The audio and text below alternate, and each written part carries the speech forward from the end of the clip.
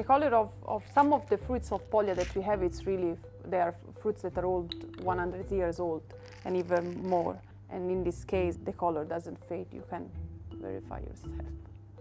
The color really stands out and remains forever because it's not obtained using standard pigmentation that degrades in time, but is a structural property of the material. In order to understand where the color of the Puglia fruit comes from, we need to do an analysis using the Puglia under an optical microscope.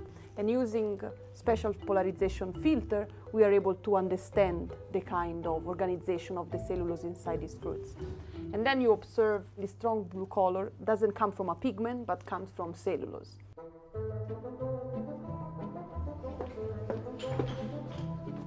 I'm a biologist and I'm interested in how plants use various tricks of their development to attract animals, to disperse their seed and to disperse their pollen. Well, we don't understand yet how the plant can actually build the cellulose structures that make the colours. So if Sylvia can work out in the lab synthetically how to do that, then that gives us clues to take back into the plant to try and understand how the plant's doing it. So essentially what you do, you start from pure cellulose, that is the same one that you find from the cotton fiber. You have to use acid in order to cut out part of this fiber, natural fiber. Acid dissolves the material. We let them evaporate in a controlled environment.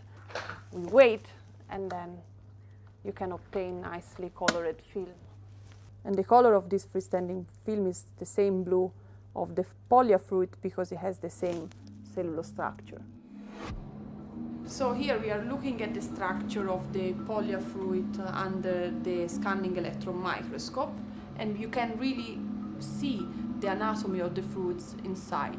So here you see the arrangement in layers of cellulose, and this arrangement in layers is exactly the same of what you can observe when you look in our film. It's not a perfect mimic, but this is the most important one from the optical point of view, at least in producing the coloration.